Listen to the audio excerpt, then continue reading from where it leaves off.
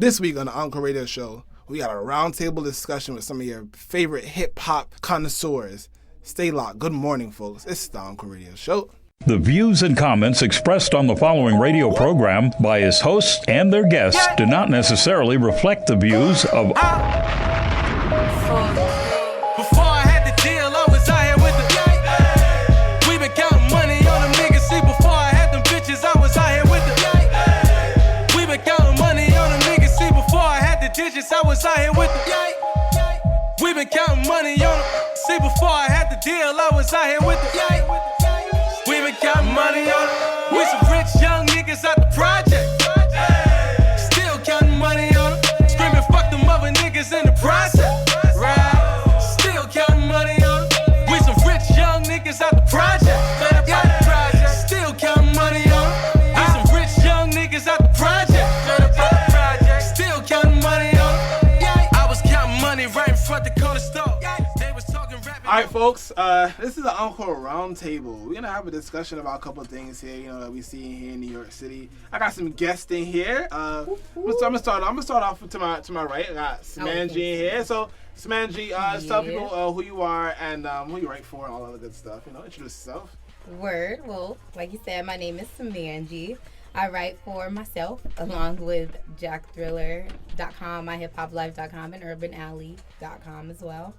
Yeah, my girl just everywhere getting it. @_Smangiee with 2 E's on everything. And what I got Tabby in the building. Hey, what's up, everybody? I'm so excited to be here. Wow. I'm Tabby. I work at Hot 97. I'm in the digital department.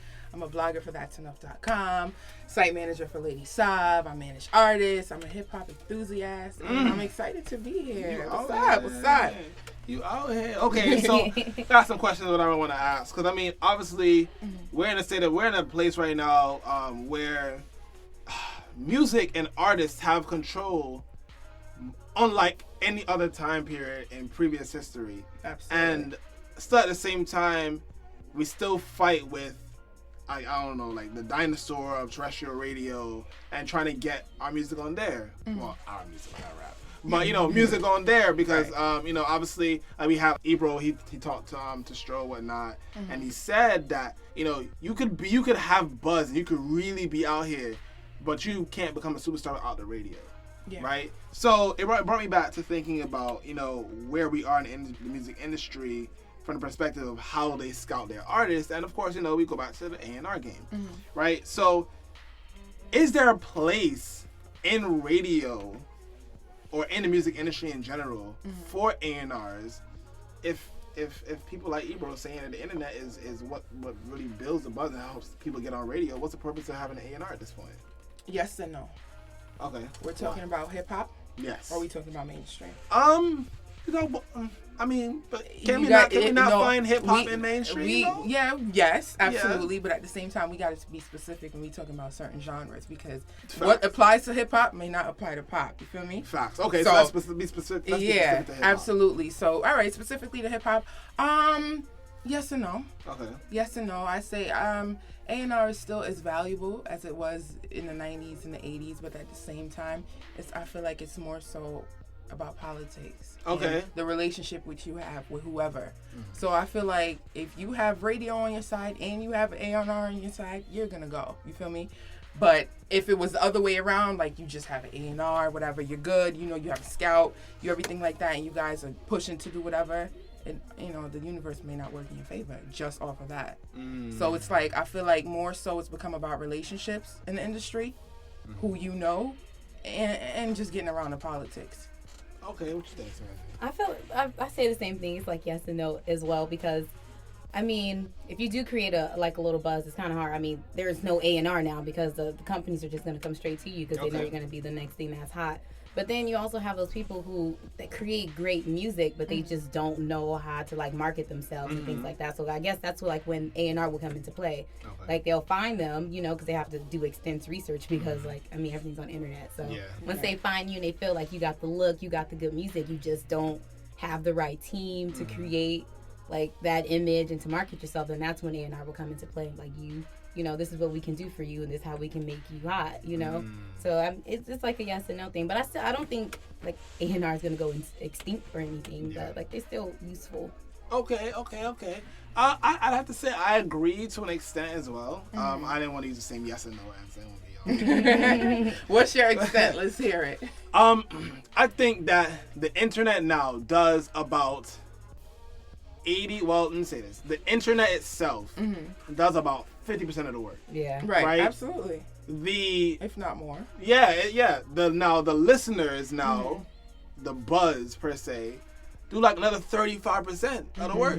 So we're talking about 15% that's left out there for quote unquote A&Rs to really do something, and it's just like, well, all you gotta do at this point is just plug them into the connect, and that's it. That's not really the job of an A&R. Like, there are people who, you could find connects, right? But in A&R, to me at least, their job is specifically to find artists and build that buzz and properly scout. And I don't really see that too much anymore.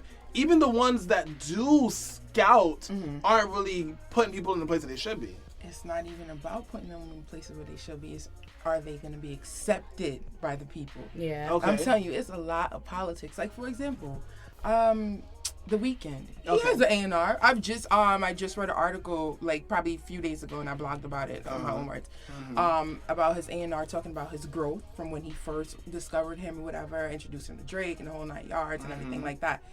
And it's about that relationship. Had Drake not had that platform, nobody would probably know who The Weeknd is, and he would still be a dope ass artist. Feel me? Okay. So kind of. I don't know, but Weeknd had buzz. Like he was popping way before Drake discovered him. Exactly. Right? But I'm saying, as far as like, because I didn't know about him.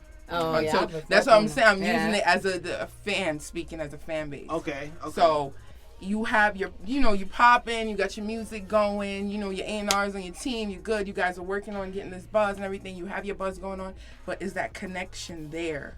You know what I'm saying? You could present, like, for example, say I'm an A&R, you're an artist, okay? And she's my connect to get you where we need to be. I'm the plug. Okay. All right, bro, I got this artist, man. Like, I'm telling you, he is dope. He got a fan base. He good. Oh, word. Let me hear something. Da-da-da.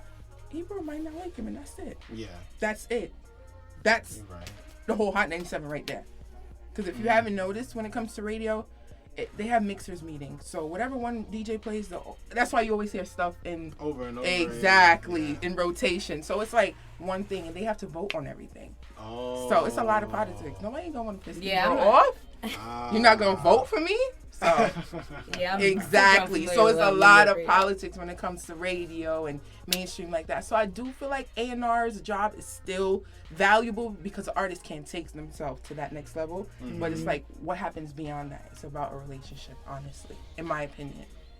Okay, so let me say this then. Let's use the same situation. Right. Ebro, like, I'm not fucking with that right now. Right? Yeah, like, I ain't on it. Where does that, like, this is where now I would see the A&R's work really start. Exactly. Because you now have to sell this artist to someone else and get him back to the point where Ebro has to start fucking with him. Exactly. And that happens a lot too. So that's what I'm saying. An A&R's job is still valuable. You know what I mean? It's about how the connections you're making, how hard you are working for your artist. So Okay. And it's also like how good the artist is in the first place too. True. I'm telling you, 90% of it is politics. It is. Okay, so another question then. Should that really be what the music industry is about? I mean, we're talking about a creative process. Exactly. I always become more about business than about creating. Yeah, like I've always been looking at it from this perspective, right? We don't have any. To all of the actual painters and artists that I've met, this is not no shade to you, but I ain't seeing no fucking Van Goghs no more. I'm not seeing no Picasso, nothing like that out anymore. Music is the creative way people, paint pictures now. Absolutely. Right. So what would have happened if Apple owned Picasso? Right. Motherfucker be like, yo, Apple, yo, Picasso, bruh. No more blue. Yeah, you can't do blue. Put some more red in there. How does that? We wouldn't have had Picasso on their creative control, and it kind of boxes them in as an artist because they want to appeal to a certain crowd or want to appeal to a certain genre or just want to stay popping at the moment. Yeah. So it is kind of frustrating to artists. That's why you hear it a lot in their music. I So think whoever it really- you're truly fans of, you know? Yeah, I think feel it like really depends every on artist like kinda experiences what the that. artist wants. Yeah, Like, that's true. You have the artists who just want the fame and success, Yeah. so they're gonna go for what's That's popping on the true. radio. They're gonna make Fade that you kind of out. music. No shade. They're gonna make that kind of music for what the people gonna hear because they want the success, they Right. want the fame. But Right. then you have the other artists who just want people to listen. You know, they just want a solid fan base. You know, they still make a good amount of money Right. for it to have a great life. But you Yeah, know, but they just career. not on no That's true. Jay-Z level. But you know, but like they're still content with their life. They got the great fan base. You know, their message still getting across. They still selling out shows. I mean, it ain't Madison Square That's Garden, true, but not they every still artist selling is out like shit. that, though. You Yeah, have it depends on what the majority. artists want. Yeah, but you have majority of today's artists who doesn't want to be the They best, just want you them know? the Who racks. doesn't want to be in that top 5 conversation?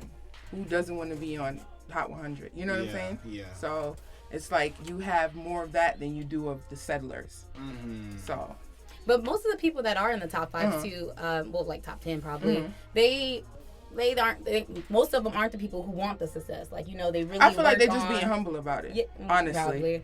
Yeah, like I don't want to say no names. They just being humble. Trust me, they being humble about it. Yeah, but lyrically, if they're really that great, they're gonna get there anyway. So they're gonna still Yeah, like J. Cole. True, Yeah. right. Like J. Cole, Eventually like- it would happen, right. Yeah. J. Cole is the anomaly of this entire equation. Yes. Because J. Cole does not make music. I read an article. J. Cole don't want to hear his shit in the club.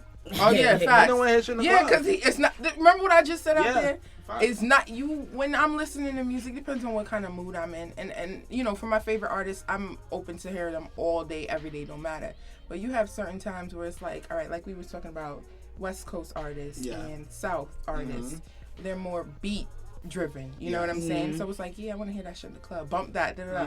When I'm home chilling, I'm in my mood, I don't want to fucking hear that shit. Future, hold on, Yeah. hold on, let me bump some J. Cole, you know what I'm saying? Facts. So yeah, But you really gotta focus to like try to hear what Future is saying though. that like, that's like, why that you need to takes be too much. intoxicated. I'm That's like, what I'm yo. talking about. You need to be lit, like. I can't do it. Exactly. That ain't something you're gonna play on Sunday morning. Come Yeah. on.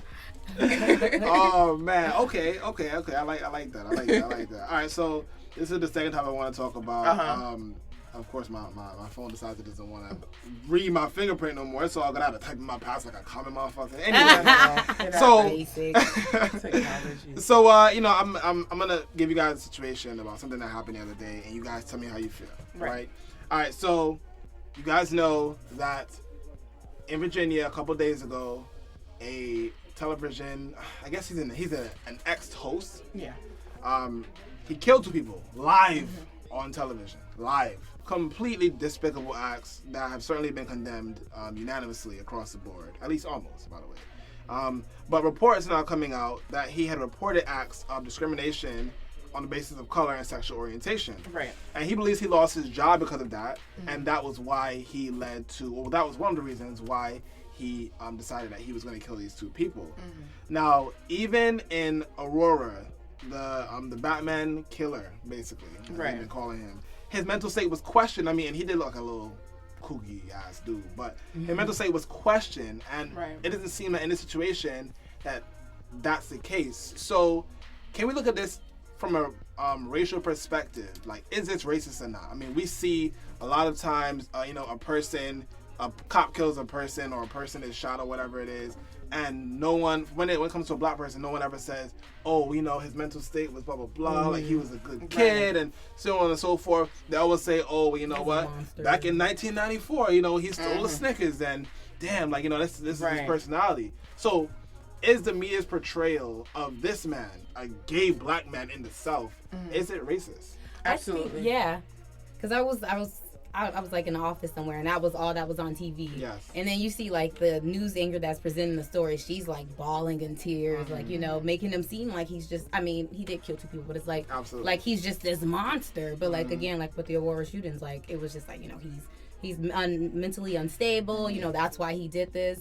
And then it's also too, it has to be about race, because now that a black man killed 2 white anchors and like a photographer, like now we need to control the gun laws. Like, you know, not when this dude just shot up the movie theater, or not when this white kid just killed like 20 kindergartens, like you know, we still a little iffy about the gun laws, but now when a black man kills someone, it's like, all right, And now, I feel now we like need to do something. I don't want to desensitize the issue because people were murdered. Yeah. But at the same time, it's like, come on.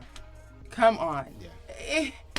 If had it been the other way around, they would have been like, oh my God, well, he lost his job. You know, the gay community, they would have threw that in there into the whole mix. You know, the gay community, the pressures of that, his family issues and depression. And it's been 2 years, if I'm not mistaken. I read about 2 years. 2 years, 2013, right? So yeah, they would have threw that in there. Oh, he probably was depressed for 2 years. They're going to go back and look at his doctor history and where he lived, who he lived with, the whole 9 yards. Whereas now it's like, all right, well, you a criminal and you crazy. Yeah. Like, what?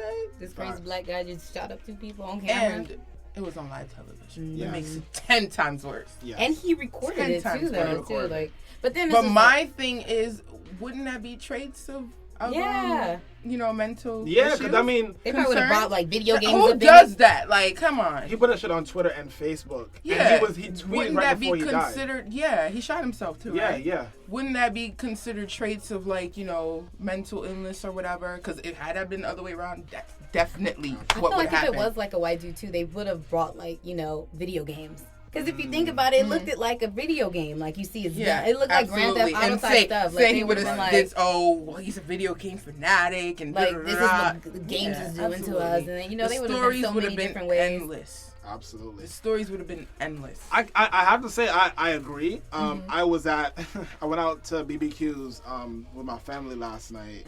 I have my great aunt in here from Barbados, and I'm really like I feel like she's gonna go back to Barbados and just be like, yo, America's crazy as fuck. I don't want to come back here no more.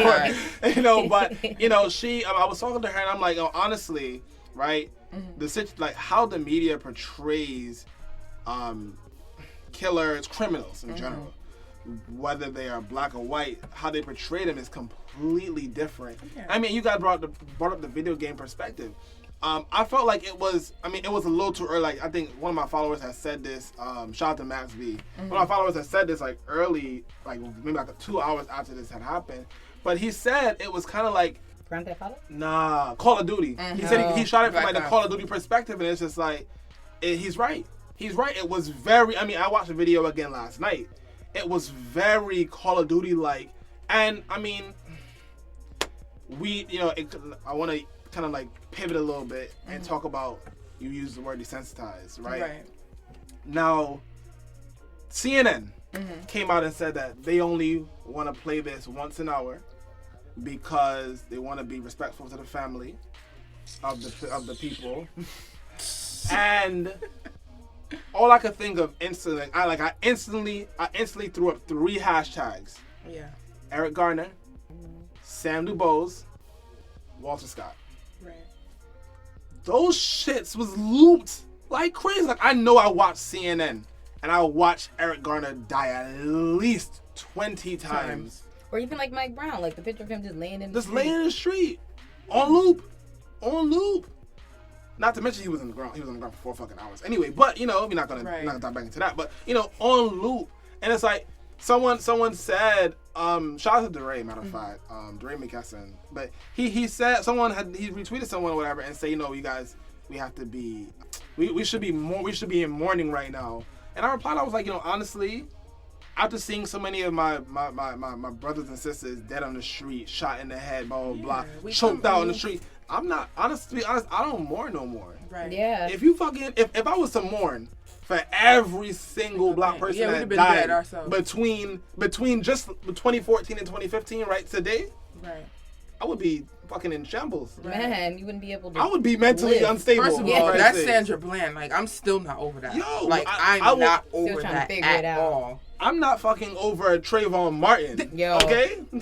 I'm not over Trayvon fucking Martin. The other day, matter of fact, in Charlotte, they just said that they're not going to retry that officer because he was they had a mistrial. They're not going to retry the officer that killed. I forgot his name right now. He played football in Florida in college. Oh, and he ran to the officer. What happened was that he had gotten into a car accident. He tried to get to someone's house to call someone. They called the police and he was trying to break in. He was already disoriented and the police shot him. Charlotte Mecklenburg, they immediately said they were gonna, try him for murder, whatnot, try to officer for murder, and they did, and they went through the whole trial. They had a mistrial, but now they're saying that they're not gonna try it again, and I think that is poor. Disrespectful. You didn't even try. Mm-hmm. You didn't even try. Disrespectful. I mean, and you're not gonna tell me, oh, we tried, we just didn't get it, yo. Son, if I was to go outside right now. If something, matter of fact, let me put this thing.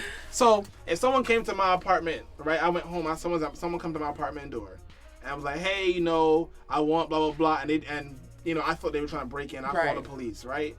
And before the police get there, the man probably knocked down my door, and I shoot him. Yeah. They don't want to try me.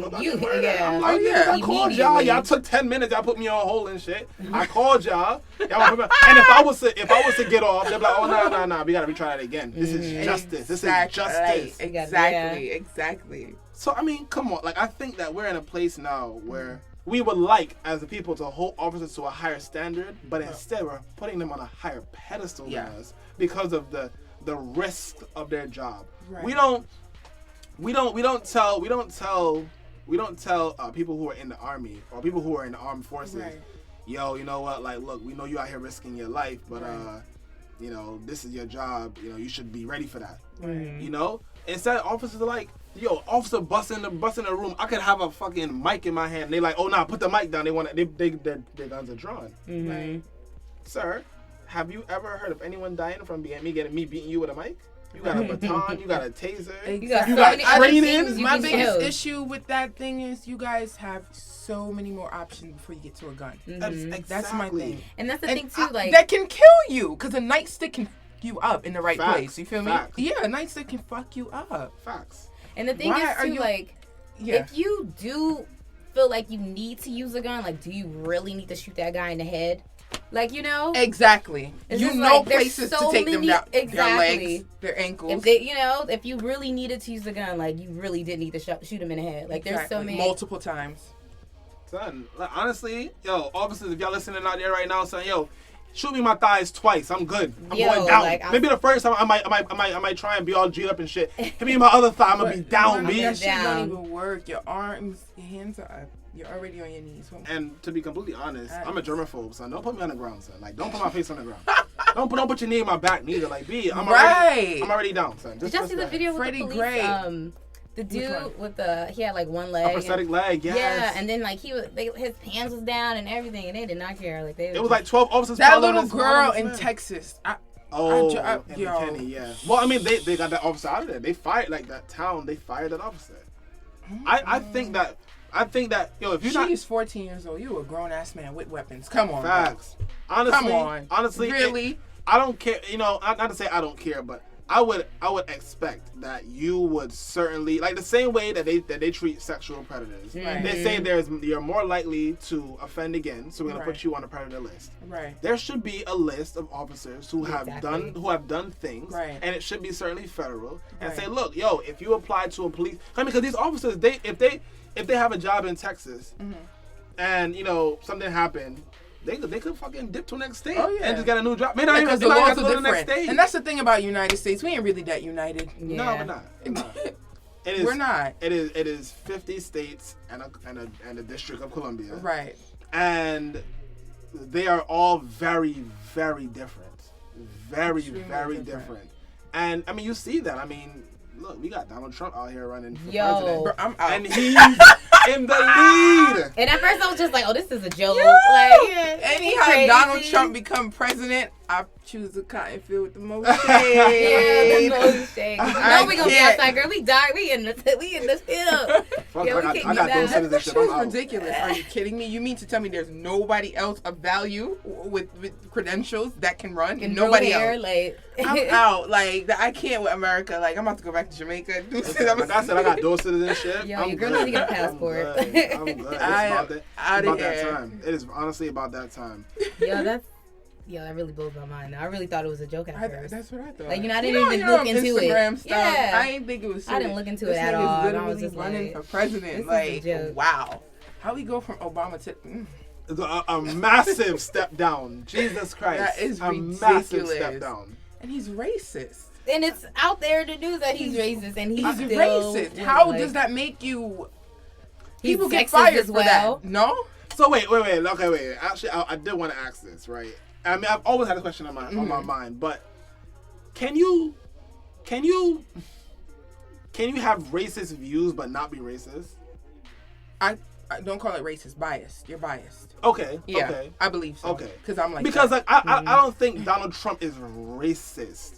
The thing I just think he has very racist-like views. And he doesn't know how to articulate himself. Like, you he says that. He says like, that shit. bro, have somebody write that shit down for you. Like, that's not how you say it. Oh my God, I was just like, Jesus Christ. And you probably import like 1,000,001 of them to clean your freaking, you know what I'm saying? Like, I'm over people. Like, that's just so hypocritical to me. You know, I'm not too concerned about this presidential election because I feel like the people are smart enough. Yeah. I mean, I hope so. I hope so. There's a jackass born every day, but exactly. You know, I believe that enough people are smart enough. Donald Trump's not gonna get in, but I think for 2020, son, it's gonna be crazy because people can look at Donald Trump like, yo, this motherfucker was leading for God knows how long. He almost won at this point. He almost won. So let me try. Yeah, let me just go ahead and just throw my name in it. I mean, yo, shout out to D's Nuts though, by the way. Yo, 9% North Carolina. I'm like, bruh, put me on the bill. Oh my goodness. Put me on the fucking bill, son. D's Nuts. And the fact that they had TV anchors actually saying that shit on air. Yo, I had to watch the video. I was like, nah. He's not gonna say it. He's like, people are crazy. He's like, yo, we have a front runner. He's running independent. He has an odd name though. His name is D's Nuts. I was just like, that video made my life. That made my life. It's always funny when you can make joke about politics. Absolutely. Because it's something that's so tense and serious, but at the same time, it's good when you can laugh about it. So that was just crazy, though. You guys ever watch Jon Stewart? I think I've seen a few. Not recently. Yo, listen, like I'm sure all his videos are up on YouTube. I'm sure that you could probably still go on his website. I see it on Tumblr a lot. Yo, Jon Stewart, like the first maybe like the first 15 minutes of his show is just him like cracking straight jokes about politics. He did like a political satire show. Yeah. And honestly, he will be missed. Like he has moved on. He's done now. He's retired and shit. But yo, absolutely fucking hilarious. White dude, Jewish, but completely aware about what's going on in the world. Yeah. He's had open spats with Fox. He's had open spats with CNN. You know, MSNBC. You know, but he's honestly he was truthful, and he really provided a place for people like me who wasn't really into politics at the time to understand what the fuck is going on in the world. Because a lot of people, you know, they don't watch the news. Like it is sometimes it is very depressing. Young people. Yeah, it can be very depressing, and you can certainly get caught up in a lot of the stuff that's going on around the world. But the way that he presented it was a way that, hey, laugh at this, but this is what happened. Right. You know, and which is good because it kind of appeals to us, you know, as this generation. Because when it comes to news and things that are serious, we're very selective as opposed to what's funny. We kind of just join the wave with whatever's happening, like Meek Mill and Drake. Like, even if you're not a Meek Mill or a Drake fan, I don't know why you're not a Drake fan, but even if you're not one of their fans, you kind of just joined in. You know what I'm saying? In sports, you just join in to whatever. So when it comes to like politics or things that are happening, like social issues, we're very selective to what we let in. So that outlet is definitely going to be missed. You're right. All right, folks. So we're gonna cut to a quick break. When we come back, the room's gonna be a little bit full. We're gonna have our executive producer in here, Cope. We're gonna have our editor-in-chief, I.S. Jones. So we're gonna have a full room. It's the Encore Radio Show. Would you like to sponsor the Encore Radio Show? Email us at radio@encoreradioshow.com. Coming up next on the Encore Radio Show. The man of the hour traded all of life's cards for an ironically black card and some white broads. This the introduction to the rap god. No events in black card. I'm blacker than caviar. I'm blacker than all black interior and black cars. Sitting up on black turf in a black man backyard. Any nigga coming for the king is getting blacked on. Niggas taking jabs at me like Daniel when the wax on. You done witness the dead rising like Capcom. You Urkel in your circle. Do anything for commercials. So believe you a Steve. Or did I get the facts clear? Or did I mean Steve like Blue Dog and Red Chair? This an emergency. Call and shoot up a red flare. Cause you rappers are not smart with the art. You're just a fart in the dark, but couldn't tell if it was that strong. This ain't strong enough territory for you to march on. You cornball niggas getting lynched like march on. You poor blart mall cop, too pussy to go call cops. We ain't talking. You ain't paid your bill when the call drop, nigga. Nigga, I've been undefeated since a fetus. This shit ain't a secret. I'm eating. Put that on baby Jesus. I'ma see a meal for real. Put that on baby Regis. I put the beats on a beat and then put my meat on her beat. When y'all get it, just name me creep of the week. Niggas can't walk in my shoes cause the steps I walk up are steep. This is what it feel like to walk among the elite. This is Emperor. I declare war in the street, motherfucker. All right, folks, we're back. It's the Encore Radio Show. We have a full room. I'm gonna go around the room. Obviously, we still have Tabby, we still have Smangiee in the building. I'm gonna let the other two people in here introduce themselves. What's up? Hey y'all, what's good? This is I.S. Jones, editor-in-chief at Upcoming Hip Hop, editor-in-chief of Encore Radio Show, co-editor of Chaparral, a literary magazine, graduate student, doing all the things. Being 25 and living in New York City, moving to Queens soon. I'm super excited about that. Facts. And we got Cope at long last. Finally got to meet the man. Cris Copastetik, producer. Half asleep. Radio, half asleep every single time. As usual. I did a whole bunch of other stuff, but you know, I don't want to. Currently wearing a Panthers jersey. Y'all can't see him though, but yeah, this is what is this? Above the Rim jersey. Okay. I like that movie. I gotta get those exclusive jerseys like that, son. I seen Cope got them and fucking Ahmad got them shit. Nah, I had to get the ones that no one else was getting. Everybody getting the ballet.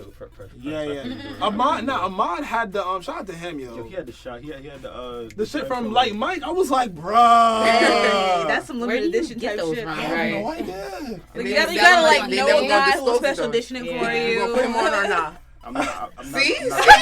They never tell you. Never tell you though. It's like the best kept secret. Is it eBay? I mean, you could look on eBay if that's what you want. See, you could. You ain't gonna find it there. Right. Yeah, it's not eBay. I got one jersey, man. Oh man. So I'm glad we're all in here. We're all hip hop enthusiasts. We're all connoisseurs of this amazing culture here. That's cool. Oh, you always so like laid back, chill, like whatever. I don't really, man. Hip hop is what's up, man. Oh man, but Cope is like honestly the most like dedicated person I know to in hip hop culture. Like he is. I always big him up too much. I'm gonna leave it like that. He's dedicated. You did make Cope sound legendary when you were talking about him. Like Cope has done all these things, and Cope is so incredible. I was just like, let me meet this man. Smart, man. Smart guy wise, man. You know what I'm saying? Facts. All right, so hip hop today, right? Mm-hmm. So the just the matter of fact, I want to try and define this as much as we can, right? So we talked before the break about the hip hop culture and we talk about a lot of shit, honestly, to be honest. And with hip hop today, we have mainstream hip hop and indie hip hop, right? Is there a difference between the two? Yeah. Oh, absolutely. In levels though, in terms of quality, in terms of I guess exposure, of course. That's the major difference. But I think in terms of quality and perhaps integrity, loosely put, for the artist. Okay. In that, usually when you're first starting out as an artist, you do what you have your heart set on. But then as the industry gets in and then politics start to play in, you play towards your fan base, you play towards radio rotations, you play towards everything to make a name for yourself. Right. Which is not to say you lose your way per se, but you start to kind of get away from the reason why you fell in love with hip hop in the first place. And so it's a hard thing for an artist to stay true to what they fell in love with, at the same time getting the recognition that they want so badly.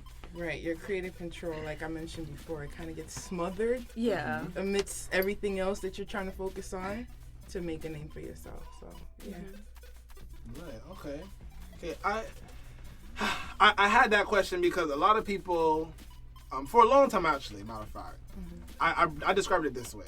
I described rap as true New York. I mean, literally the epitome of what I would think of hip hop, aside from everything else.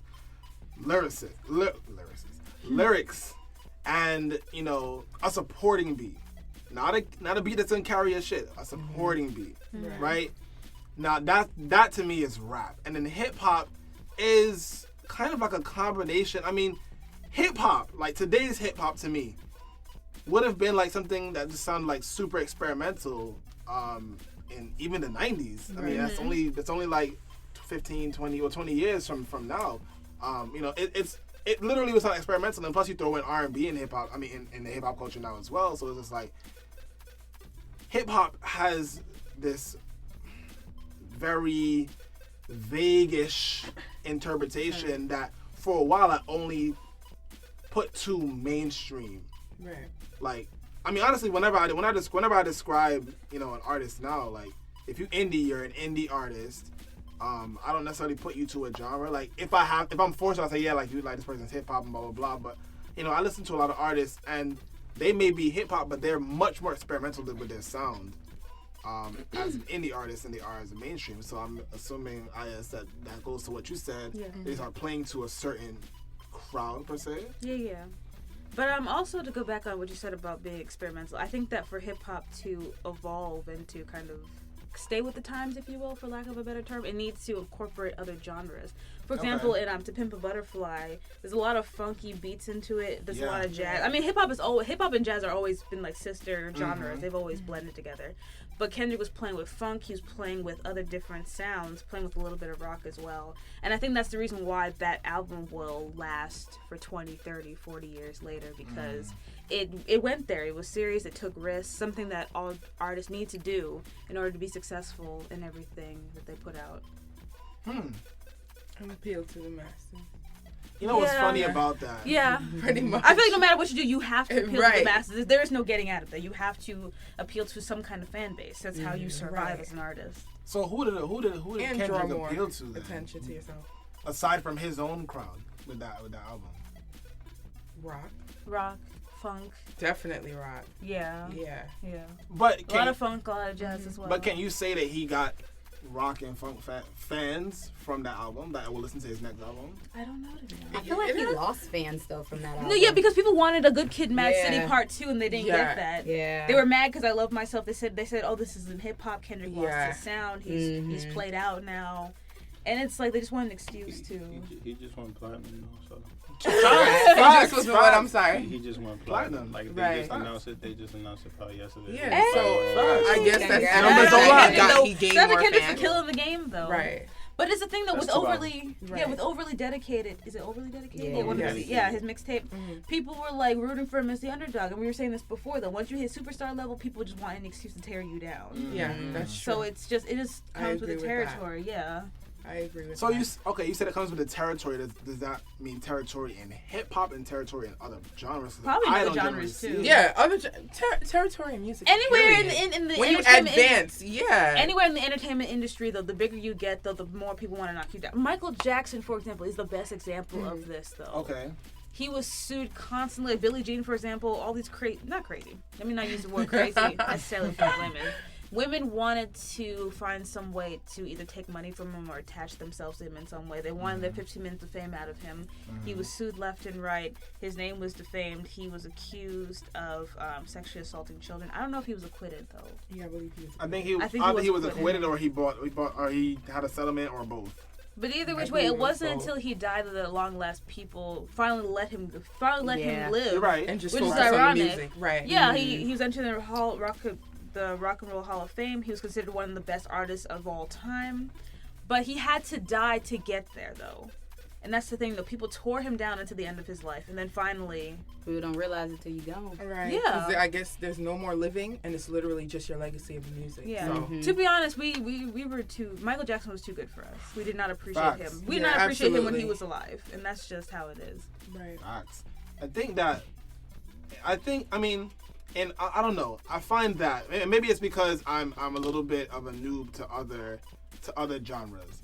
But I find that in hip hop culture, that is the time. That's the only time I really see people tear artists down to that extent.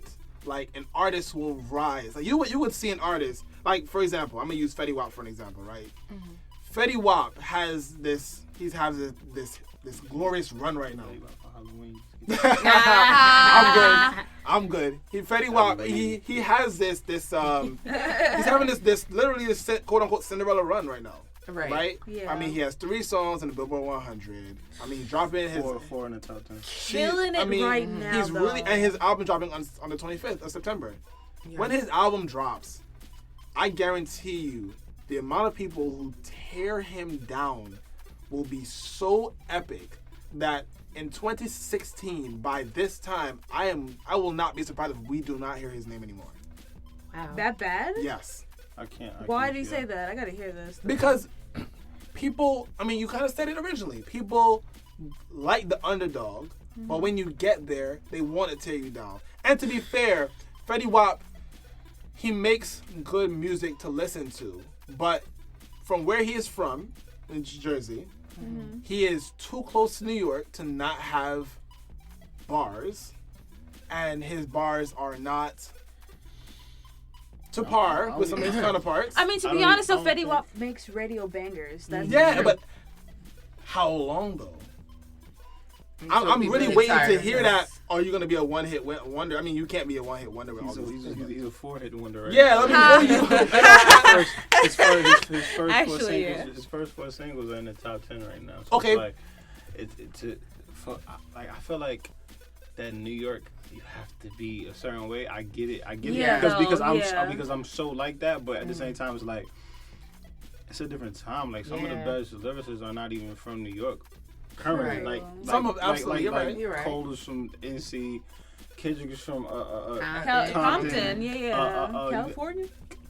Chicago and Detroit has always from Chicago, has always been like on New York hills, if not at certain times even better. Because you got like if you look at Detroit, I'm sorry, this is like going on the OD tangent, but if you look at Detroit, you got people like M and Royce and all these people who really, really, really rap. And then you got people in Chicago like Lupe and Common and Kanye. You know what I'm saying? So it was always like, that's just to say like, you know, New York is going to be, it's going to have rappers, but I don't know, like Fetty Wap. I don't even feel like Fetty Wap is a rapper. Yeah, that's what I was thinking.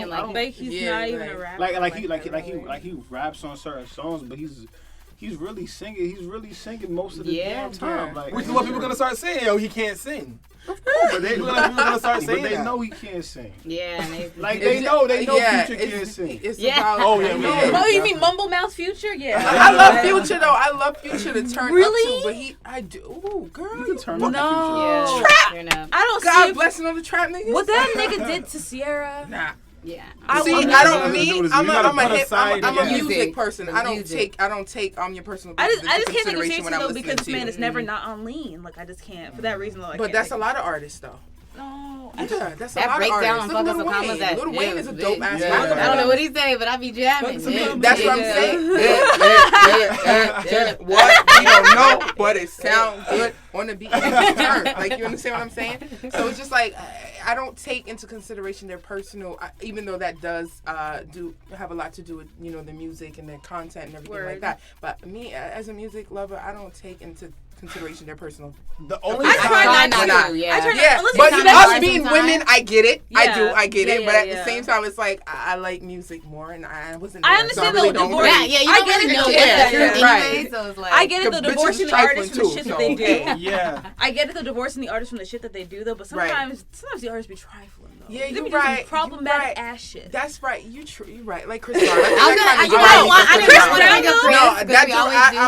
I'm honest with you. Took me 4 years. Took me 4 years to get. Yo, me and Rihanna are national partners. Okay. Yes. It took me 4 years to get over that. Yeah. But at some point, you have to take the artist. And to say, okay, you know what? This is his art. This is his music. This is him as a person. He could be a dickhead as a person, But as an artist, he's talented.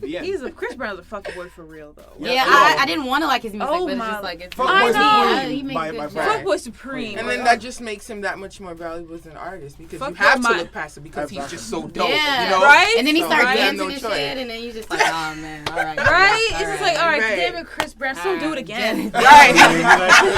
He danced his way back into our hearts. Right? That's a fact. Moonwalk back in our hearts. Yeah. He just really rocked. He was honestly, but he was on his way to being like the most well-taken artist across the board. He was well on his way. Like, he had everything though. He had the look, he had the record sales, he had the radio rotation. He had the perfect girl though. He had the baddest girl on his arm. He had everything, but he had to fuck it up because he's a fuckboy. And then after that too, he just started fucking up like everything else. It was like a chain of like, events that was just turning people off. But ultimately, you know, the bigger thing wins, and that's the music. So. Right, true. But out in his favor. You know, whenever I think of Fetty Wap, you know who I think of? Soulja Boy. Soulja Boy, tell him. Soulja Boy had a fucking run. Yeah, you're right. I can't even front. You know who else had a run though that fucked it up though? Bobby Shmurda. That's his control. At the start of a run though, his was a little different. Like Bobby Shmurda got set up. Like his whole crew got set the fuck up. GS9 got set up. They got set up. Soulja Boy people just stopped fucking with him. But GS9, like they built them up. And they were like, NYPD was like, y'all talking about this? Okay, we just gonna have we gonna read these lyrics, yo. Shout out to like the 5th grade. Those lyrics were confession. That was an admission of guilt. Yo. Was that really what they took? Yes. When he said, "I've been stealing crashes like the 5th grade," niggas say shit like that all the time in their raps. Like why? But they took his raps and things that him and the whole crew was talking about. And they matched it to dates and everything like that. But then it's like they did it. Like they just they but for what it's worth, he was true to himself. So true. He had to be a real ass nigga. Right. Now he in jail. Him and his girlfriend. Facts. Free the hots at the pen. But now Soulja Boy had a serious run. And Soulja Boy was everywhere, he like was that dude. Everywhere. The glasses were right on it. Soulja Boy, now he like loving hip hop. Soulja Boy, Soulja Boy can't. Like, he can't full out. He can't full up. There's no comeback. He can't full up Highline Ballroom. So he comes to New York and he's like, "What the fuck is Soulja Boy?" So I mean, I don't think he can fill that out. He can't fill it out at all. He can't fill it. He can unless it takes $10 or free. Is he gonna do a $10 show? Yeah, man, if he let's just say Soulja Boy and Friends. Boy and Friends. Who does a show at SOBs? It's like $50. Nobody does a concert at SOBs. People do shows at SOBs. Can he fill that shit up without having to pay the $10? Soulja Boy now. I wouldn't pay $10. I wouldn't pay $10 to go see Soulja Boy. If it was free, maybe, but I'm not paying. Can I get invited? Same thing with Meek Mill. Same thing with Meek Mill. I would not pay $10 to go see Meek Mill. I'm not chilling. Now you wildin'. No, I personally would play because more than likely I'll get it for free. That's my unpopular black opinion. Really? You know what? You right. You know what? You right. That's on you. All right. Okay. But I gotta go ahead and reel you back in because I don't know about that. I will pay $20 to see me. But like, all right. You know what? I don't. You know what? like, honestly, people are not paying to see Meek Mill right now. People are paying to see Nicki Minaj. And that's Nicki Minaj and Friends. That's a package deal. Because right. You know what I'm saying? This is not. You know what I'm saying? Fact. No, you're right. They're inseparable. So you know you're getting that Nicki too. Is so that what? A world tour or your 20 girl cash tour? right there. Man, for the rest of his life. I know. They play that everywhere. That shit is in rotation. Listen. When has a diss record like that been in rotation on the radio? Like a hit. Single. Like it's last time it was like that was Hit 'Em Up. Yeah. Hit 'Em Up used to really be played, like they used to play that on the countdown. Like, well, you know what I thought about? The whole thing's like blanked out. You know what I thought about? The first person to really flourish off of destroying someone's career is the God 50 Cent. Can we Yeah. give Yeah, 50 is crazy. Get Rich or Die Trying had 9 fucking songs on the radio at the same time. Right. Like just bars, fire I on was listening to air. that the other day, and I was just like, man, I was really sad that 50 Cent did Just that. breaking hearts for a living. They dropped. Right. So I heard Wanksta the other day, and I was like, son, y'all taking me back right now. 50 Cent, yo, Get Rich or Die Trying definitely is a classic album. Yeah. Can we disagree on that? Facts, Okay, though. then. That's definitely a classic album. Yeah, we agree. But look, everybody's chasing New York sound. Oh, of course. You've been chasing New York I was sound. just talking about this outside, and yeah, New York. It's like, I think that's the problem with New York right now, man. Like, all these artists are just trying to bring back something, like, instead of push forward. And I know I sound so much like Ebro or something like that. But I'm on your tip about that, actually, because that's one thing I always talk about when I do album reviews, how artists in my age, like 20, 25, 27, who are making sounds right now, kind of keep taking it back to 1990, which is fine though. Kind of like the Tiana Taylor. Which is so. Yeah, Overnight. which is so great though, and I love the golden era sound though. But what is 2015 doing? What is 2017 gonna look like? What are we? Or how about you get your own shit? What is the current original. sound of hip hop in 2020? How are we pushing the envelope now? I'm here for throwback songs though, but I'm here for the future also. The Aaliyah samples, I'm over it. Over it. Like, I've been over it since Drake did that. Enough Said. That's the name of that record, right? Yeah. I've been over it. And Chris Brown went and did another sample. Some like, other I'm shit. over I like the that song, though. Like, I love the 90s. We all love the 90s, but at the same time, it's just like. Can we get some Erykah Badu and some Yo. Lauryn Hill samples though? I would fuck with that. You gotta do it right. You gotta do it right. I would fuck with that. Yeah, because heavily, niggas ain't want to get sued and all. Yeah. Lauryn Hill, she kind of funny. Yeah. Erykah Next Badu thing you was know, you got fucking Wyclef popping out of nowhere. Yeah, you owe me a check for that. It's a lot. It's a lot. Be like, Yeah. sure, where's my royalty check if you must know. Man. Right. Oh man, but no, I'm definitely here for that. I think that New York, the New York sound. I think the New York artists need to start fucking with New York producers and put them on the right way. Because if you put on the producers, you will eventually hear a sound that is. Because at the end of the day, right, an artist can definitely be known for a sound, but they didn't do that shit themselves. They do it themselves. The producers are the ones who did that shit. Exactly. You like their sound. Currently. Yeah, so Like, build with producers. Right. The best artists have their own, like, in-house producers. Yes, absolutely. From Kendrick with Soundwave and Digiphonics and all these people who people don't even realize are actually making his beats, but the same 4, 5, 6 people are making Kendrick's beats like every single time. TDE beats. TDE beats, like, Ab-Soul getting the same beats, like, you know what I'm saying? Yep, like, everybody's getting the same thing. And you got Drake with 40 and Boy Wonder and stuff like that. And it's like the people who have their in-house producers are the ones who are really, you know what I'm saying? But I feel like a lot of New York has it too. French and Harry Fraud. Like, Harry Fraud is on. Yeah, that's true. This isn't Harry Fraud. Harry Fraud is on, like, ASAP. Has given, ASAP has, Clams Casino and But ASAP Top sound to me Beats. is different though. But he has in-house producers. Yeah, that's what we're saying. In New York, okay. You know what I'm saying? So it's like everybody who's really like who's distinct. Like when you hear them, you're like, or you can be like, oh, that sound like somebody. You know what I'm saying? Even like Wiz had Sledgerin and all these people. So everybody has their own in-house producers. So in 2015, your sound is literally all right. So the way I see it is like this, right? We can get these artists, we put them in front of like 6 producers, right? You make a project with 6 people, with 6 producers, see which ones the fan like the best and fuck with that song. Can we get that in 2015? That sounds possible. Yeah, that sounds possible. We do that, whatever, you have your sound, boom. You got that's what I want to do, son. I want to just like put like I just want to like get a studio, son, get a producer and just be like, yo, bruh, I'm gonna bring in like 3 artists. Y'all just make magic in here. We put the project out. Call it whatever the fuck you want to call it. Just put your name on that shit. Call it a day. And because honestly, that's what they do. Like that's what fucking David Guetta and shit do. David Guetta bring an artist and like, yo, like I like this song you made or whatever. Yo, let me fuck with it real quick. Remix that shit. Have them come in, do a little vocals, boom, and they out. And you gotta hear a whole project. The David Guetta project. It's like, I'm like, oh, and it's like David got a featuring Nicki Minaj. I'm like, what? This nigga ain't did shit but fucking making shit. But you know what, yo? I mean, you have to really be different. Like honestly, I'm really like I personally really fucking with like that Euro sound. So them Afro beats, that EMG shit, EMG shit. I love like a lot of sounds like that. It's different. Like we had an artist.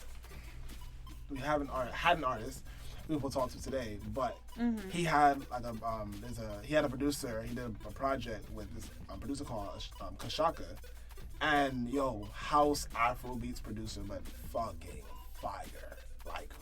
fire. And I'm sitting here, I'm like, yo, this was a crazy risk, but the sound that came off this shit though was just epic. But I think for an artist to be successful, they need to be willing to take a risk, though, but also be a visionary. And I think that's something that Kanye has showed all artists, though. Yeah. That you have to be, if someone's thinking one move ahead, you need to be like 6 moves ahead already. Right. To really like push the envelope forward. Like figure out what hip hop is doing now and what hip hop can be doing like in like years to come. Facts. So 2 people's 10-year anniversary came up the other day. Kanye and Chris Brown. Let's start with Kanye. Can we agree that Kanye's catalog is legendary? Yes, that's just indisputable fact, bro. Of course. I mean, I don't see why not. I mean, I don't like Yeezus. I'm not really I'm not the biggest fan of 808s. Me either. But his rap albums, like I'm not gonna experiment too crazy albums. College dropout, late registration, graduation. My beautiful dark sister. Which is a fantasy though. That's my shit though. Like, yes. Yeah, his shit is great. Like he has a great catalog. He hasn't really dropped like a really like Jesus. I like it doesn't exist. And 808s and Heartbreaks, I like 4 of the songs. So, I like those. That's how I feel about with Lupe's Lasers. Like, I forgive you for this, though, because... I like Lasers, though. I like Jesus, too. That's your popular opinion. Hold on. We're not going to talk about Lupe here. We're not going to do that. We're not going to have a conversation. Why not? Because I'm mad biased. I fucking love Lasers. So you forgive Lasers? I forgive. I love that shit. I forgive Lasers because Head to One Youth was fucking fire. I forgive Head to One Youth was fire. I don't even really be listening to a lot of this, like a lot of his newer stuff. But it's just like I don't think anybody raps better than him. But that's not like rap. He's a real poet though. But like rapping wise, I don't think people. I think there's artists who are the greater. Like that's the greatest artist. That's the greatest rapper. That's Jay-Z. But it's like who's the best rapper? I don't think nobody's like. I don't care. Wow, nothing. You could bring up. Nobody's a better rapper, than him. Like nobody's. But Lupe does have bars for days, though. Like that. Nah, like if you want him to go on, because I get emotional. Start arguing. Your blood he's getting sweaty, y'all. You can't see them, but he's getting a little sweaty though. Nah, it's because it's high hand. You want tissue? Oh my god. Oh my goodness. But Kanye's I appreciate him for introducing Lupe to everybody. Correct though. Yeah, and that's another thing great though artists do. Same thing with Dre and Kanye though. Another thing that a really successful artist is that they've kind of passed the torch down. Yeah. Like and still remain. Yeah. Spot. You feel Dre gave us Eminem. He gave us Kendrick. He gave us a lot of. He gave us 50 Cent though, right? He gave us a lot of brilliant artists that are still thriving today. That's another thing that I think marks a legendary artist. Absolutely. What you pass down while you're still in rotation and when you'll be out of the business. Which is why niggas are so mad at New York artists right now. Because New York artists don't put nobody on. That's true. And it's like, you need it's our mentality, if you ask me. It is true, though. That is a New York mentality. And then you gotta have dope. You have to have something. Jada has, what's this dude's name? He has Nino Man. You know what I'm saying? Like, they're putting people on. People don't, like... What am I gonna do? Like if I put you in front of the water, you don't want to drink it. Like it's nothing. What's your boy name? Dave East. Like Nas is putting Dave East on. Where's Dave East gonna be in a few years from now? I don't know. He has to put. You know what I'm saying? You have to put yourself on. Max B. Like come on, French Montana, like it's. Well, like, rest in peace like, of Chinks, because yeah. honestly, that fucking album, oh my god, yo, I bumped it the other day, and I was like, honestly, you know what? I regret not listening to this earlier. Yo, I'm gonna say this: the New York rappers feel entitled, and I don't like it. Yeah, that's true. But it's it's like they didn't even find their sound completely, and they okay, like they can perform, like they're good, but they're not going to, you know what I'm saying? They're not going to break through. And a lot of New York rappers are not as good as they think they are. That's the fact. That's one of the main. That's one of the main. But I'm talking about New York. They be like, I'm from New York. I'm from the Bronx. I'm from Queens. I can Brooklyn. Relax, yo. Relax yourself. You're not that good. Like, and then there's some that are really, really good that don't get the recognition. Yeah. And it's like, come on. It's like that's the ones that kill me though. You really want them to flourish. But everybody be thinking that they're nice because they're from New York. Like they're nice because they're from New York, and they have like these lines that I've been hearing for years. Oh yeah, like, right. You know how many recycled like punchlines and taking the J verse and doing this, and then you gonna do 10 crack commandments like every other New York rapper ever did, and you gonna freestyle and you gonna freestyle over I got a story to tell. Like, come on, everybody does the same things, and they don't understand why New York is not back, and you want to bring New York back. Every single rap is bring New York back. Why is that part of the rap? I'm listening to you. I don't want to hear you rap about rapping. I don't want to hear it. I don't like when people rap about rapping. That shit is annoying. Like, New York does that the most out of everybody. Everybody be rapping. Even like you can say, oh, somebody like Wiz Khalifa is born or whatever, but he's rapping about whatever he's doing, like going through whatever experiences. But absolutely, New York rappers be like, yeah, I'm from New York. And I rap, and I'm about to bring New York back. Like, it's like, goddamn. Like, every single time. It's like, every single time. It's like, rap about, you, and then they try to do the storytelling, like, they're not. I know. Like, oh, my God. It's so bad, though. It's recycled. Hey, my man over there shaking his head because he knows it's true. That's what I'm saying. Like, he be around rappers who do the same thing, like, all the time. Like, so it's like, just... It's an ego thing too. It is though. It's so bad. Everybody from New York think they're entitled to something. You're not just I a like rapper. Joey though. Joey's nice. Yeah, I love Joey. Yeah, I like Joey. I think Joey is nice. I don't feel like Joey. Oh, that's your. Ooh, I see them eyes. Say something wise. Is that your popular black opinion as well? It is my popular black opinion. Unpopular. Fuck it. It's popular. Fuck that. It's not that I don't like Joey. I like Joey. I just don't like Joey's sound. Really? Like, I cannot listen to an entire Joey Badass album. You like Before the Money?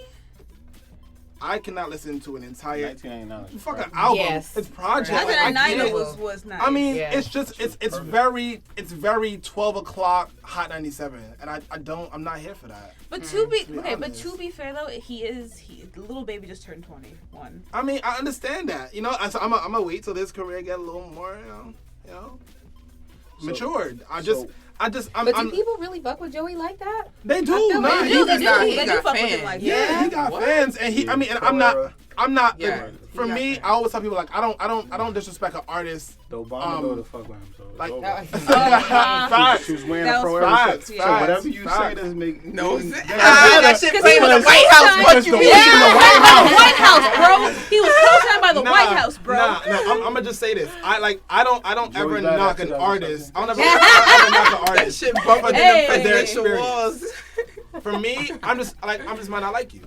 And that's just me. I hope other people like you, and I'm sure other people do like you, but I just don't like you, and I can't like everybody. That's right. I would be totally fake to be like, yo, I love every fucking artist. Who do you like from New York? Who's your top 5 from New York right now? And I don't mention underground people because underground people still need to work on things. I'm talking about who's your not when I say underground people, I mean like people that like your friends. I don't want you to mention your friends. I don't have no friends. You alive? All right, go on. Your rapper buddies. I don't know. I had a discussion a couple times this week actually. fuck. Are there 5 rappers from New York? They're like, shit. Like I'm talking about, like, are there 5 rappers? To be completely honest, right? Nicki Minaj. To be completely honest, after you limited it to New York, I said, Jesus, I'm not gonna be able to name 5 people at all. To be completely honest, you a liar. I'm not. I cannot name 5. I cannot name 5 artists that I fuck with. Listen. The way you feel about wait, hold it before I start arguing. The way you feel about Lupe is how I feel about Fab. I have waited for my whole life for Fab to take over and be like, you know what, yo, I'm done fucking with y'all niggas. I'm gonna give y'all straight bars. I'm gonna destroy this shit. I'm gonna be Fab from fucking 2005. Let me explain something about Fab. I'm sorry to cut you off. I'm gonna have to hear this though because Fab and Lupe, bro. Because let me hear this. Like Fab, like I told you outside that I was a very big fan of the Punchline era. Fabulous was one of my favorite rappers. Yeah, like, I used to listen to, like I used to, like my favorite rappers were like him, Lil Wayne, all these people. They used to really rap, like they were really rapping, right? And with Joel's was rapping. In 2010, Fabulous said, "Fuck all that shit." He got a Twitter, right? He got a Twitter, right? He started rapping like he's on Twitter. Twitter, yes. Like, and then it's like he simple, like he dumbed it down, simplified it, and like ever since then I haven't really been. I can't really listen. I'll listen to everything from I listen to. Ghetto Fab. I listen to all of them out. Like I used to listen to these albums in my headphones. Like, yo, I don't know who y'all listening to, but Fabulous is the best. Yo, that is kind of true. But yeah. But wait, the Soul Tape though? Can we give him credit for Soul Tape? No, I don't listen to. I don't. Oh no, I love the last project I liked from Fab was There's No Competition 1. I don't even like 2. I hate 2. I hate 2. I hate 3. I hate Soul Tape 1. Soul Tape. Soul Tape 1 was amazing. After that, but Soul Tape 1. I like a song with Cole on it. Soul Tape 1, to be honest, is probably my favorite adult Fabulous project. Mm-hmm.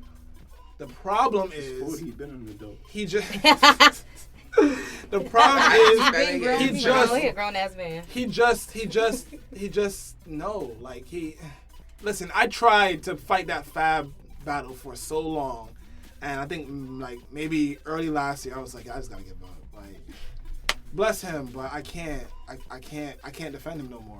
Right, it just gets to the point with some artists you just can't. You can't defend their bullshit no more. Yeah, it's just like, you're waiting, you're like, yeah, this is gonna be it right here. And it's just like, no. That's how I feel about Frank right now. I mean, he ain't even, the motherfucker won't like, Hot ain't playing his shit. I'm like, damn. I have faith in my son. He coming. Listen though, my boyfriend Frank Ocean though, he doesn't return my phone calls anymore. And he blocked me. He told me to tell you. He coming. Just hold it down. I know. He told me to tell you that. Hold it down. He blocked me off Twitter and he's not returning my phone calls anymore. But I know that he's gonna come back and we're gonna get married next year or something. Yo. He's with his boy right now. When Frank drops his album, everyone will be on that shit. They don't give a, like, the shit could take another, it could drop next year. People will still I love him for the rest of my life. Exactly. So, like, Frank can do no wrong in my heart. He would have to come out with some absolute fucking basura, to be completely honest. Like, it would have to be so bad. And he would just be like, you know what, look, we waited all this time. You gave us this? Like, nah, fuck you. It's not gonna happen. Niggas will unfollow him from SoundCloud and all that. I'm not doubting him. I'm waiting. I'm not doubting him. I will never doubt Frank Ocean. He gave me Pilot Jones, Sierra Leone. He's perfect in my heart. Yo, Crack Rock is still my favorite. I was listening to Crack Rock on the way here. Oh my god. Yo, like I fall asleep with Sierra Leone. That's how Sierra Leone is my bedtime story. Yo, Crack Rock. Honestly, like I hear that shit and I just think of like. I just think of like the illest play. I think of the illest play, and he's like literally putting on this presentation of what life is like, or life was like, and he did it, and he did it in such a harmonious way, man. Speaking of Frank Ocean, segue. You were saying that it's 10th anniversary of Chris Brown as well. Oh, that's Chris Brown. So I mean, can we look at Chris Brown's career from 2005 to 2015. But the Doublemint music video? Musically only, yeah. Oh, okay. But the Doublemint commercial though. And let's take out that let's take out the struggle times with Tiger. So let's take out like a year and a half with Tiger. I kind of like. I'm gonna be honest with you. Take out the Fan of the Fan album. The first one, but the mixtape you could keep like 3 songs on there. Fan of a Fan, but not the second one. No. Not the album. Oh yeah, that was the actual album. Yeah, not that. But the Fan of the Fan mixtape, I like that. So can we look at that career minus those spots? And say he also has a in Transformia. We can take that out too. I don't want to talk about that. Yeah. I mean, like it had radio buzz, but like it wasn't his best. It was not his best song either. Yeah. But can we say that his catalog is also pretty legendary? I mean, not legendary. No, not legendary. No, definitely. He had a potential window to be. Yeah. So he's still got like 5 more years. Nah, Chris Brown's gonna always be around. He has a solid. No, I mean like 5 more years for us to say like this is an absolute legendary. Yeah. I don't know about him being legendary though. I feel like he missed his train. Really? Nah. But who you think would be a legend like R&B wise? Like there is no one else really. Not on Miguel. No, definitely not him. I mean, I love Miguel, but not legendary. No, not. Yeah, he no. Started. Miguel can't even fucking sell. He sold 38,000. I think between Chris Brown and Miguel, that's not even a fair fight. That's not even fair. There's no one else really. Rewind like, that. Trey Songz? No. Trey Songz is babe, but no. Trey Songz, he killed himself when he cornered himself to being R. Kelly. Oh, thank you. I agree with that. Good. All right, he wanted to be the sex symbol. And he had a lane for that. He had a lane to really blow up when Chris Brown threw hands.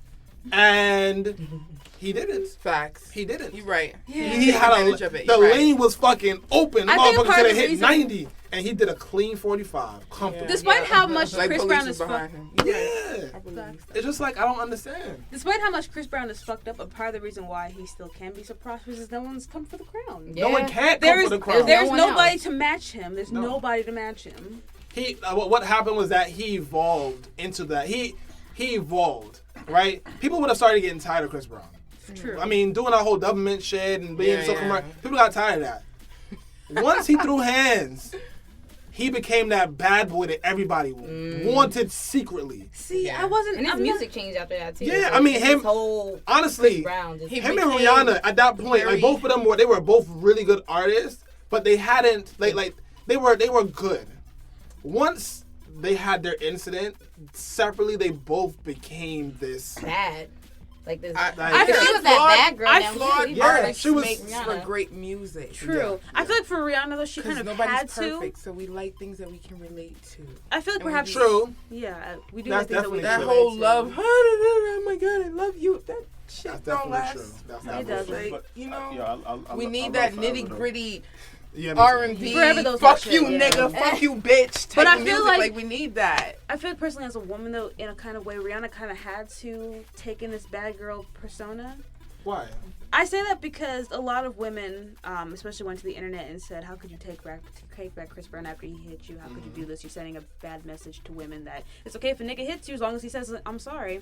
So I think, at least from where I'm standing, I feel as though she had to take on that bad girl persona because now with Rihanna, we know now would never let that shit happen. Yeah, she would take a crowbar and twist that nigga's face to pieces.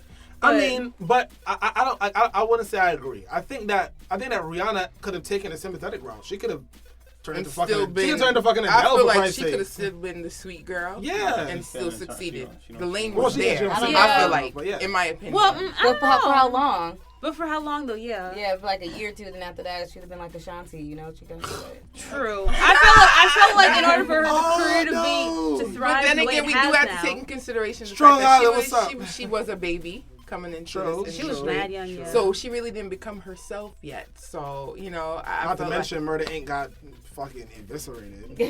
Right. I mean, aside from the whole 50-50 shit, whatever, it got eviscerated from the feds. But I kind of feel like she's still, for some reason, I just feel like with being the sweet girl, she would have still been successcal. Honestly, because her and Beyonce are not the same. No matter how people try to flip it or come. No, I mean as far as like music wise. No. I'm not talking about credits or anything like that. Who fucking comparing those two? I'm talking about musically and as far as like how you have the hot R&B girl type of thing. they're not the same. Like she has this culture that is gonna come with her regardless of whatever she's doing, whether she's doing pop or Rihanna. Nitty gritty. Yeah, you understand? And I feel what like I'm saying? that came after she That's became what we that saw. bad girl. No, that people was there. love That that. was there No, from the she jump. had it. She That had was it there from the before, jump. but I will say, But it was on the sweet side. It wasn't so much like. Cause look, mad dudes can dudes comfortably can say, yo, I fuck with Rihanna heavy. I have Rihanna album. They could say that. Yeah. They couldn't say that before. Yeah. I never said True. Well, you different. Yo, listen. Yeah, you did. That's a popular black opinion. I will do almost anything for Rihanna. Yeah, that's because Almost anything. Almost anything. Yes, I said it. Yo. Nah, I know a couple Babe, guys. what's up? That's Babe Prime right there. That's Babe Prime. Babe Prime. Babe fucking Prime. That is the sun in my I'm done. my fucking solar system, B. Yeah. I got 9 planets. They all call Rihanna. What's Oh up? shit. Wow, I'm dead. okay. Oh man. Nah, but yeah, like we were saying, so I guess certain things just have to happen. Yeah. For artists to So do kinda you guys prosper, think like so. that could have possibly been like staged or something? Oh no. That would be wild, I saw this though. other day. The other day. No. I don't. Ooh. No. I hope on God's name that's not true. No. Because that would be some sick ass shit though. Who wants to live with that though? For the rest And of their plus, life? it fucked I don't know. up so bad. Like, how This could he Nicki and Meek not do thing, that? maybe. Yeah. Maybe. The fact that Nah, those he two are love still her too together much. though. You taking Nicki too much is slander her. for her. That gotta be real. Gotta be. I mean, not even that it has to be real, but like their love was like a. Is that a world? That was Yeah. Yo. Damn, he will Yeah, that's what I'm never live that saying. down. He's a man, and he's He he's will never live that a down. hood Jesus Christ. nigga. You taking too much slander for love for that to be staged? That can't. That I don't believe you. I don't buy Kissing her that. on stage. Yeah, And nah. if it is He staged, tell her he's I not. love you. But did you see the way that they kiss on stage though? It's weird. It was very awkward and ugly. There's a side by side It's picture of probably- Nicki and Drake, It was and then ugly. Nicki. Oh, and and she Meek. like, It was and he ugly. like way over here, like. Yeah, and the like, way like Drake and Nicki are though, like, they gonna get married. are you too sure I'm that telling you're y'all, too Drake and Nicki gonna get married. I mean, yo, listen, I am a firm believer in the way that they come is the way that they go. And she was fucking around with Meek on the side for a minute. Was she really? I didn't know that. You were hearing Listen to the the song album. From Listen to the Safari? album. Wait, It was Listen to going the on. album. I thought Safari was up in his feelings about Nicki leaving him. No. Damn. Listen, it was in Meek's. Nah, It was it the was in entire Meek's project. Meek is taught. That's And how I was hers so as well. mad, son. I felt like Nicki should Who have told him wants all of that. rumors of the two? Meek doesn't know how to shut the fuck up with Encore Radio Show. He keeps running his mouth, and it's gonna be the end of him. Watch. Though I Not said with it Nicki by his side. on this day.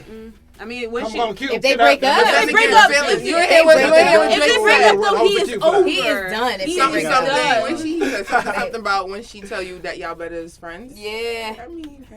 And if that does happen, Anything's like there will be no possible. more Meek People- Mill. If they break up though, because I feel like He would Nicki be is Ja keeping Rule. his career afloat. He got like. I mean, listen. Honestly, the way And not for in nothing, that goes though, 5 months, for 6 months, nothing. and we all forget about this whole Drake Not shit. for Except for that Rico track Nobody's- for me is like one of the Hold best on. tracks It is. on that whole It shit. is. Because for a minute there, Meek was not screaming. He was literally like putting bars down for a minute. I don't know about that, but what I'm He's like, hold on, let you finish. it's like I don't know, man. Meek gonna recover. It's gonna take more than 6 months. Where's his recovery coming He from? gotta have Nicki too. He's gonna be in his lane. That for real. Like, nigga he's not is gonna be gonna able go to on break Twitter out. tomorrow night when the VMAs is on and start ranting. That's what that nigga gonna But do. he rolled and that's over a and took fact. the end of this feud though, and asked for seconds. So Yo, I want a three-peat. I just want a Listen, three-peat. if honestly, I need to see Meek tweet Z one more time, and I'm gonna be good to go. Nah, I Tweet Z one more time. That's gonna be Now he's gonna tweet Q next though, Oh my god. or L. Yo, He's if he emotional. tweets Yeah. Q, son, I will lose it. I promise you that. But I feel like he was hurt when he heard back to back though. I feel Yes, like he Oh, was that's a hurt. fact. I feel like he was like, What he said, I could tell he wrote that one. Damn, nigga. That was no, that was Drake. Yeah, That was he wrote that one. If he tweeted L though, I don't know what I would do. I would thoroughly lose my shit. Oh my God! All right, folks. Well, this is what we want to give you. Nice little roundtable discussion. Everybody shout out your IGs and all that stuff. Everybody, I'm Tabby T. Follow me on Instagram, Twitter at Mind My Business. Just exactly how it sounds. This is Smangiee. You can follow me on everything at _Smangiee with 2 E's. SMANGIEE. Lit. Hey, Cope. my name's Copastetik. Everything is Copastetik. Cool. Yo, what's good, y'all? You can follow me on Twitter at I.S. Jones Poetry and on Instagram at Arurianshire, ARURIANSHIRE. You know, I swear to God, I did not know how to pronounce that. Yeah. I was calling all kinds of shit. I won't even say it on. Anyway, folks, so you know who it is. Your boy Wise, the real Wise, Twitter, Instagram, Facebook. All the other good stuff. Facts. Facts. So radio, man. Yes, it is. I know. He has a very good radio voice. I guess how I came up. Both of you. I'm at anti-radio. That's on the radio. I think. What's funny is that radio hosts can't do podcasts. Like, matter of fact, let me not throw no shade. Anyway, yo, we out. It's the Encore Radio Show. Good morning. This is an Indie Creative Network production, executively produced by Copastetik and Dominator Media.